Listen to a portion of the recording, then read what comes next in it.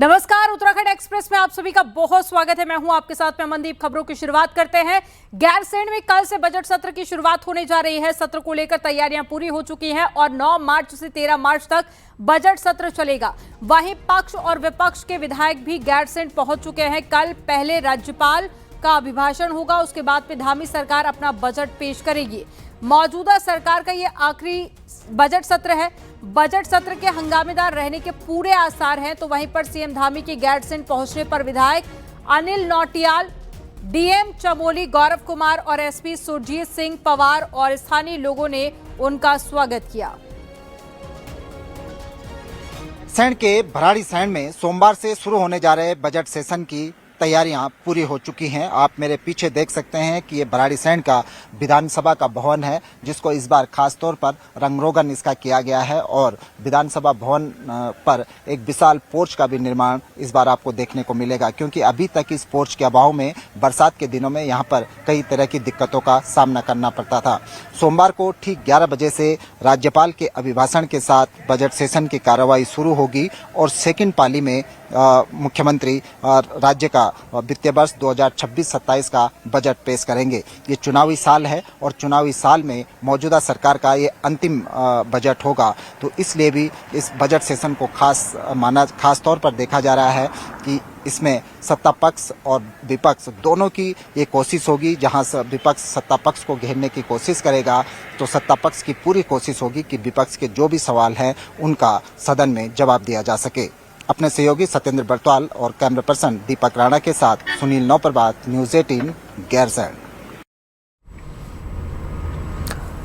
कल शुरू होने वाले बजट सत्र से पहले सीएम पुष्कर सिंह धामी ने भराड़ीसैंण में विधानसभा अध्यक्ष रितु खंडूरी से मुलाकात की। इस मौके पर कल से प्रारंभ हो रहे विधानसभा बजट सत्र से संबंधित विभिन्न विषयों पर चर्चा की गई और इसके बाद में मुख्यमंत्री धामी ने नेता प्रतिपक्ष यशपाल आर्य से शिष्टाचार भेंट की है। इस मौके पर सीएम धामी ने नेता प्रतिपक्ष यशपाल आर्य के साथ में सत्र को लेकर बातचीत की है।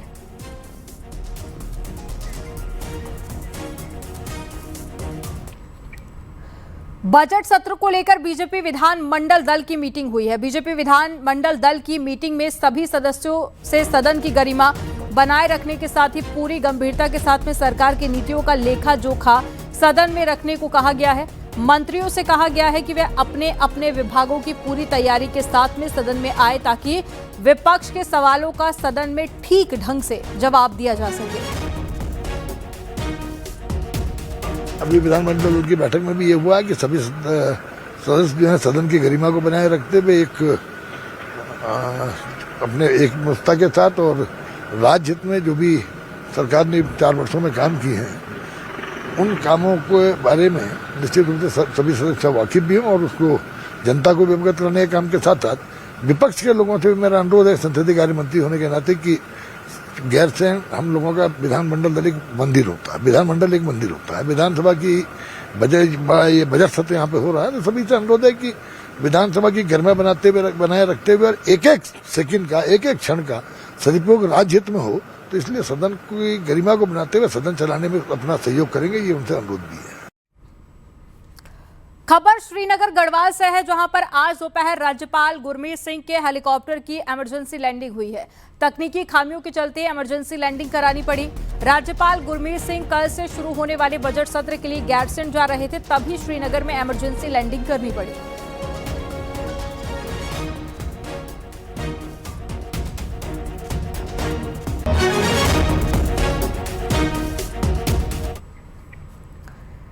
पुलिस की कड़ी सुरक्षा व्यवस्था के बीच में इस बार उत्तराखंड विधानसभा का बजट गैरसैंण के भराड़ीसैंण में आयोजित होने जा रहा है और सत्र को लेकर पुलिस प्रशासन ने तमाम तैयारियां की हैं, अलर्ट मोड पर है।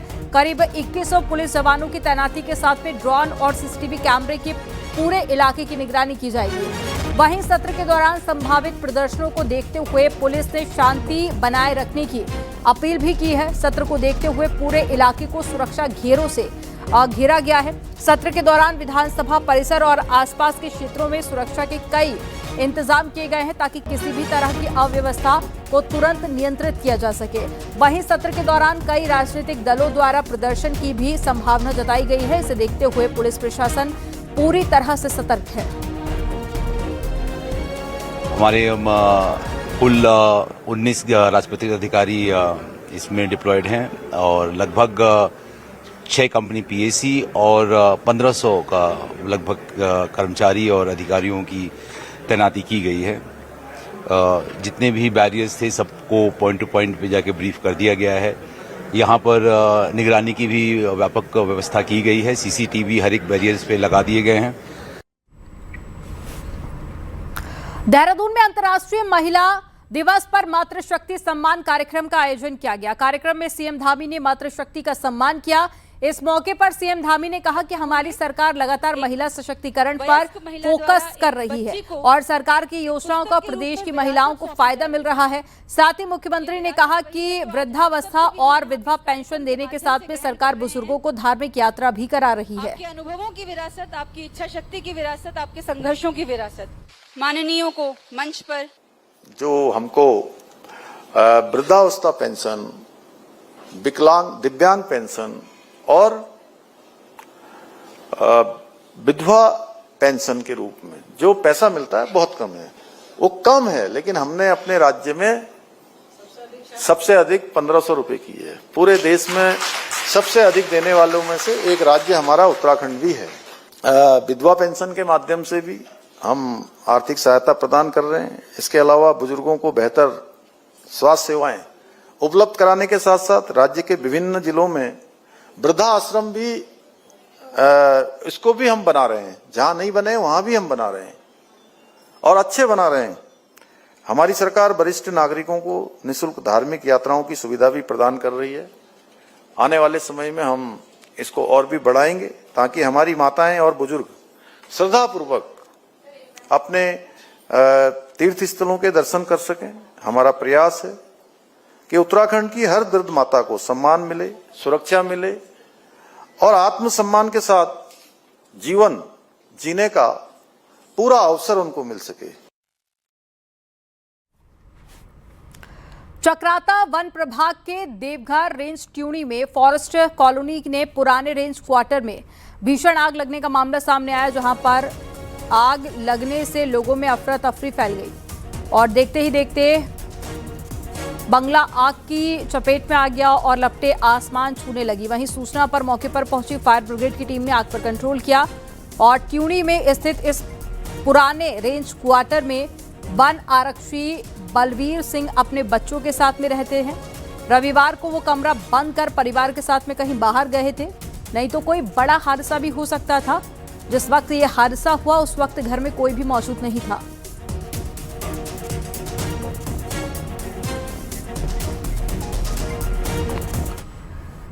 खबर रुद्रप्रयाग से है, जहां पर शनिवार की शाम एक होटल में एक लड़की का शव मिलने का मामला सामने आया। बताया जा रहा है कि लड़की 2 लड़कों के साथ में होटल में आई थी, लेकिन घटना के बाद में दोनों फरार हैं। पुलिस दोनों फरार लड़कों की तलाश कर रही है। सूचना मिली थी कि होटल में जो है कल दो लड़के और एक लड़की ठहर के आए थे। 2 लड़के सुबह चले गए, एक लड़की वहीं कमरे में है, कमरा बंद है। इस सूचना पर मौके पे गए और होटल से लड़की को जो अस्पताल भिजवाया गया, उसको ब्रॉड बाय डेड घोषित कर दिया गया है। आगे की जांच जारी है। रुड़की के पिरान कलियर में बाइक सवार युवकों का हवाई फायरिंग का मामला सामने आया है, जिसका एक वीडियो सोशल मीडिया पर वायरल हुआ, जो इमली खेड़ा चौकी इलाके का बताया जा रहा है। वीडियो में एक ही बाइक पर सवार युवक तमंचे से फायरिंग करता हुआ दिखाई दे रहा है, जिससे इलाके में डर का माहौल है। वहीं इमली खेड़ा के एक व्यक्ति ने पुलिस को तहरीर देकर आरोप लगाया है। कुछ युवक उसकी नाबालिग बेटी को कई दिनों से ब्लैकमेल कर रहे थे और उसे घर से उठा ले जाने की धमकी दे रहे थे।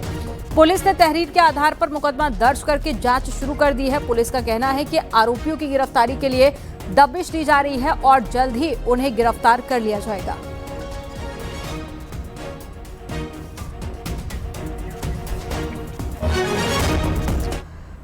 पिथौरागढ़ से देहरादून के बीच में हवाई सेवा जल्द ही बहाल होने जा रही है। बीते साल सितंबर से इस रूट पर हवाई सेवा बंद है, लेकिन अब देहरादून के लिए अलायंस एयर का 42 सीटर प्लेन उड़ान भरेगा।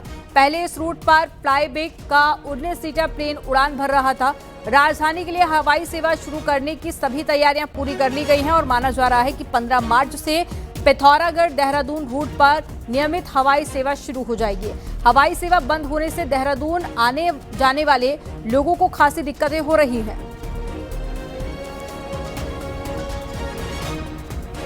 देहरादून से पिथौरागढ़ जो ये हवाई सेवा है शीघ्र ही प्रारंभ होने वाली है, तो इसके लिए शासन स्तर पे जो तैयारियां हैं लगभग पूरी की जा चुकी हैं। तो शीघ्र ही इसमें हमें ऑफिशियली सूचना इसमें प्राप्त हो जाएगी जिस डेट से इसको प्रारंभ किया जाएगा। और प्रयास यही है कि 42 सीटर इसमें जो प्लेन है वो यहाँ से और देहरादून के बीच में फ्लाई करेगा।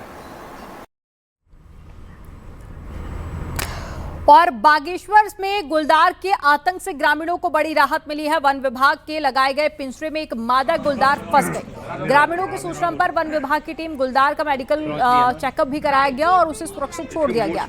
रेंजर के मुताबिक रवाई खाल मजिया खेत में ग्रामीणों की मांग पर पिंजरा लगाया गया था।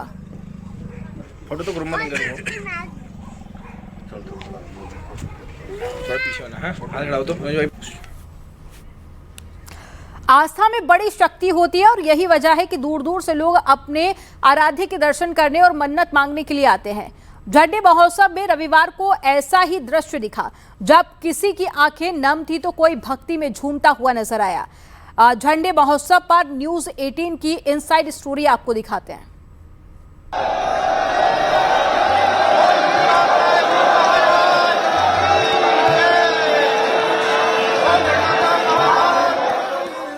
आप सोच रहे होंगे झंडे महाराज में लोगों ने खिलौने स्वरूप जहाज या फिर गुड्डे गुड़ियों को क्यों लगाया है।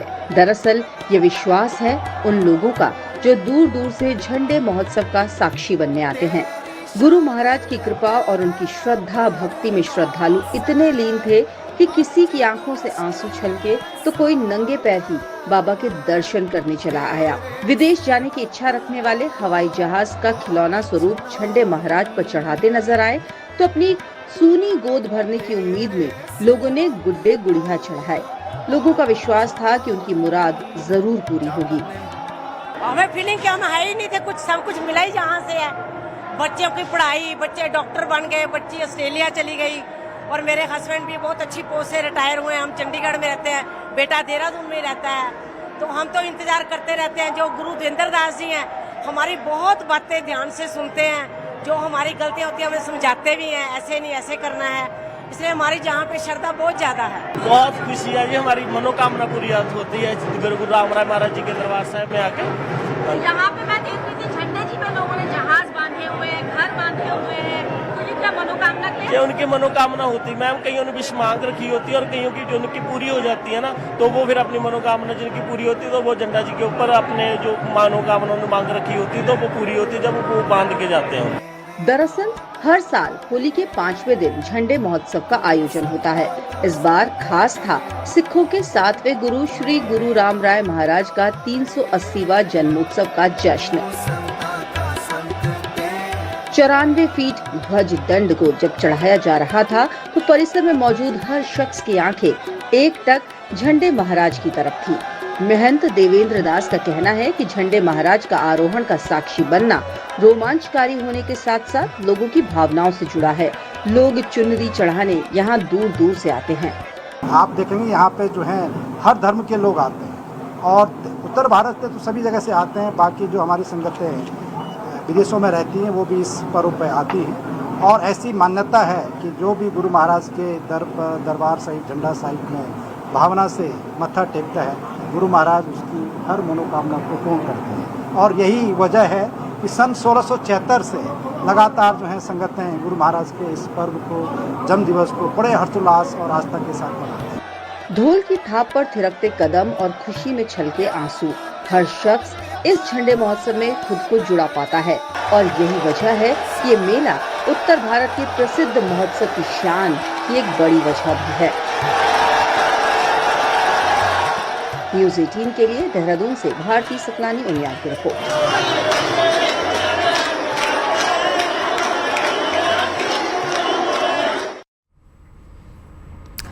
बिजली निजीकरण के खिलाफ ऊर्जा विभाग के कर्मचारियों ने आर पार की जंग करने का ऐलान कर दिया है। 10 मार्च को देश भर में लाइटनिंग एक्शन का आह्वान किया गया और साथ ही all India power engineers federation ने केंद्र सरकार द्वारा प्रस्तावित इलेक्ट्रिसिटी अमेंडमेंट बिल 2025 के खिलाफ मोर्चा खोल दिया है। रविवार को देहरादून में आयोजित बैठक में बिजली क्षेत्र के निजीकरण और नई नीतियों के विरोध में 10 मार्च 2026 को देशव्यापी कार्य बहिष्कार का ऐलान किया गया। आज को पूरे देश के बिजली इंजीनियर बिजली कर्मचारियों के साथ लगभग 27 लाख बिजली कर्मचारी और इंजीनियर अपना काम छोड़ के बाहर आएंगे और प्रोटेस्ट करेंगे, मैसिव डिमॉन्स्ट्रेशन करेंगे। अगर इसके बावजूद भी गवर्नमेंट उसको पास करती है तो 10 मार्च को हम लोग फर्दर एक्शन लेंगे and our agitation will be heightened.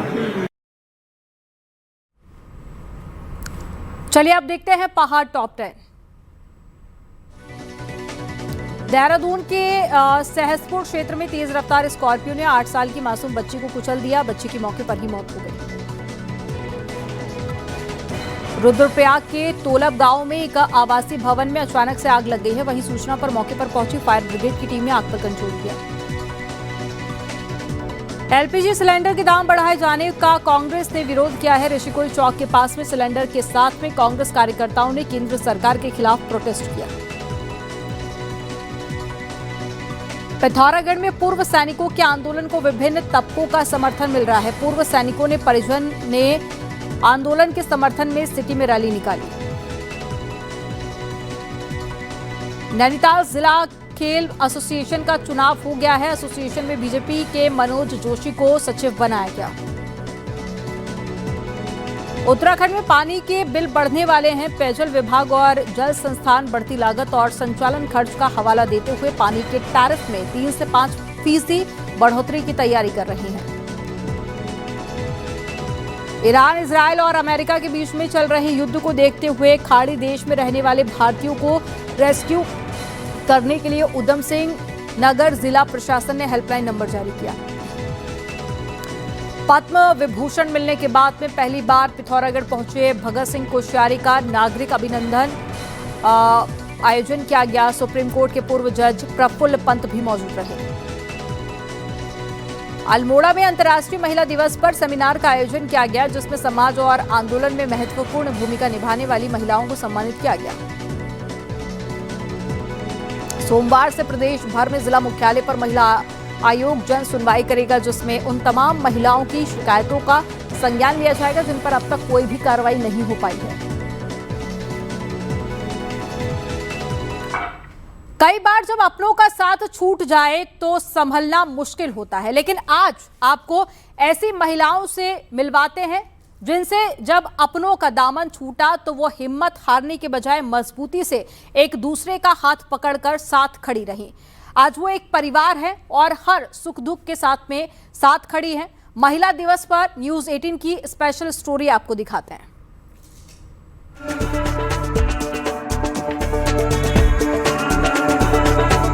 Uttarakhand सचिवालय में चल रही इंदिरा अम्बा कैंटीन का खाना किसी को घर के खाने की तरह लगता है तो किसी को मां के हाथ का प्यार मिलता है। इस कैंटीन को आज वो महिलाएं चला रही हैं जिनकी जिंदगी में कई कठिनाइयां रही। ज्यादातर वो महिलाएं यहाँ जुड़ी हैं जिनके अपनों ने या तो उन्हें छोड़ दिया या परिस्थिति ऐसी बनी कि उनके साथ उनका अपना कोई नहीं रहा, लेकिन फिर भी उन्होंने हार नहीं मानी। 60 साल की सरोज पिछले 10 सालों से इंदिरा अम्मा कैंटीन से जुड़ी हैं, जो बताती हैं कि अब यही घर है और यही सुकून। कैंटीन की संचालिका सीमा की कहानी भी कम उतार चढ़ाव वाली नहीं है। एकल महिला होने के चलते उन्होंने ऐसे ही महिलाओं को जोड़ा जो जरूरतमंद हैं। अब इतने साल से हम एक साथ जुड़े हुए हैं, हमें भी 10 साल हो चुके हैं एक साथ जुड़े हुए, तो अब हम ये एक छोटा सा परिवार है। कोई भी तीज त्योहार है, कोई भी खुशी है, कोई गम है, हम लोग सब लोग एक साथ ही मिलके मनाते हैं। और दुख तो हर किसी के जीवन में है, सभी के जीवन में है। वही है कि यहाँ पे रहते हैं तो अच्छा हमारा टाइम पास होता है, मनोरंजन होता है। घर में मेरे भाई भाभी हैं, बच्चे हैं घर में, लेकिन मैं अपने टाइम पास के लिए आ जाती हूँ। यहाँ स्टाफ की ज़रूरत थी तो मुझे बुला लिया गया था। और जो हमारी सीमा मैम है वो हमारे अंग संग हमेशा हमारे साथ रहती है दुख सुख में। टीम है हमारी पूरी और अच्छा है, सुबह जैसे टाइम बीते पता ही नहीं चलता। और वैसे सबसे बड़ी बात है हमारी ओनर बहुत अच्छी है और काम सारा वर्क हमारे सबके ऊपर है, कोई ऐसा बटा हुआ नहीं है, जो जिसका दाव लगता है वो करता है। पिछले 10 सालों से सचिवालय परिसर में चल रही इस कैंटीन में उत्तराखंड के पहाड़ी व्यंजनों का स्वाद से लेकर बिल्कुल घर का स्वाद सचिवालय में काम कर रहे कर्मचारियों अधिकारियों को भी खूब भाता है। नाश्ता और दोपहर के लंच से लेकर स्नैक्स तक की व्यवस्था यहाँ रहती है। लोगों का कहना है कि महिलाओं का हाथ का स्वाद उन्हें यहाँ खींच लाता है, जबकि कैंटीन में जुड़ी तकरीबन 12 महिलाएं कहती हैं कि कब दिन बीतता है पता ही नहीं चलता। सबको अलग अलग काम यहाँ दिए जाते हैं। 8-9 साल हो रहे हैं काम करते हुए, लेकिन बहुत अच्छा लगा। यहाँ सब मिलजुल के सारे काम करते हैं, सारी महिलाएं, सबकी रोजी रोटी इसी से चल रही है। सब बहुत खुश हैं। साफ सफाई है सबसे बड़ी बेहतर है, और जो टाइम से मिलता है जो भी है मतलब अच्छा होता है जो भी कुछ सबके लिए। अकेलापन कटोचता है, लेकिन जब परिस्थितियां ऐसी हों कि कोई सहारा ना दिखे तो कोई ना कोई जरूर मददगार बनता है। न्यूज़ 18 के देहरादून से भारती सकलानी की रिपोर्ट।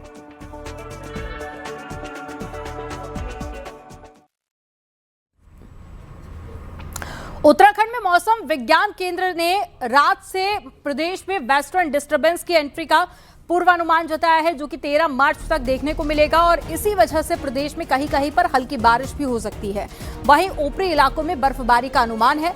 ऐसे में प्रदेश में लोगों को गर्मी से थोड़ी राहत मिलने की उम्मीद है। इस बार मार्च के महीने में ही पहाड़ों में यानी कि गर्म मौसम की वजह से गर्मी पड़ने लगी है। ऐसे में लोगों को राहत वाली बारिश का इंतजार है।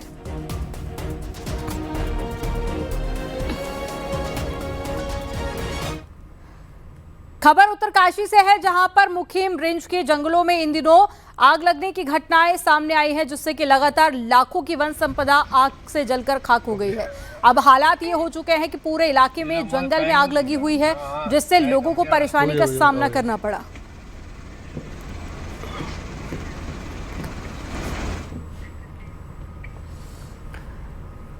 नैनीताल के बीचों बीच कचरे ने पालिका के कचरे प्रबंधन की पोल खोलकर रख दी है और शहर के बीचों बीच राजमहल कंपाउंड में कई सालों से कूड़ा जंगलों में फैला हुआ है, तो पालिका के स्वच्छ नैनीताल के दावे फेल हो गए हैं। जंगल में चारों तरफ कचरे से आसपास रहने वाले जो लोग हैं वो काफी परेशान हुए हैं। पूरा कचरा नैनी झील में भी यहां से 2 साल से जा रहा है और दरअसल नैनीताल जो पालिका है उसकी जिम्मेदारी थी कि वो घरों से कूड़ा उठाए, लेकिन लाखों का ठेका किसी कंपनियों को देने के बाद में कचरा ही उठ रहा है, जिसके चलते नैनीताल शहर में ऐसे ही जगह जगह पर कूड़े के अड्डे बने हुए हैं, जहां पर प्रशासन दावा कर रहा है कि 1,39,000 मीट्रिक टन कूड़े का निस्तारण किया गया है और कूड़े के निस्तारण के लिए 9 करोड़ और कूड़ा निस्तारण में खर्च हो रहा है। हालांकि प्रशासन के दावे यहां पर फेल साबित हो रहे हैं। तो यह है कि कूड़े का निवारण नहीं हो पा रहा है। पिछले 1.5 साल से हम परेशान हो गए हैं। खुद लेबर लगाई, खुद सिंचाई पे आके जेई साहब आए, वो देख के गए, उन्होंने भी सफाई कराई एक आध बार। उसके बाद हमने नगरपालिका को कंप्लेन करी, वो भी आए। हम खुद वहाँ जा गए ऊपर, वो हमसे लड़ने, पूरा मोहल्ला लड़ने को की है। यहाँ पर कम से कम 1,000 ट्रक से ऊपर मालवा है पीछे की साइड। लोगों ने ऊपर से नीचे फेंक रहे हैं। कल तो जो नगर पालिका वाले थे उनके सामने फेंका है। औरतें वहाँ लड़ाई करने को आती है, अगर कहीं जाओ सीधे लेके। यहाँ पर कूड़े का सही तरीके से उठान नहीं हो रहा है।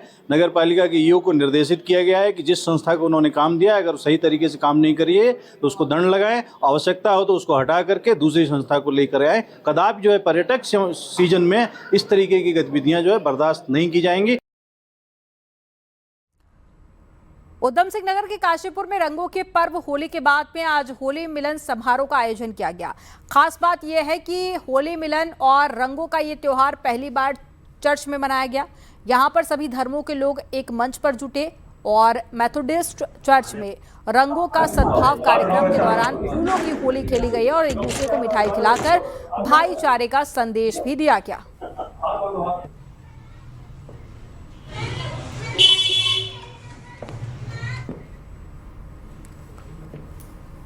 केदारनाथ और चारधाम यात्रा से पहले रुद्रप्रयाग प्रशासन स्वास्थ्य सेवाओं को दुरुस्त करने में जुटा हुआ है।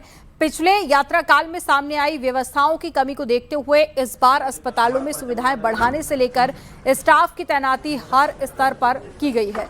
खुद डीएम ने अस्पतालों का निरीक्षण करके कमियों को तुरंत दूर करने के निर्देश दिए हैं।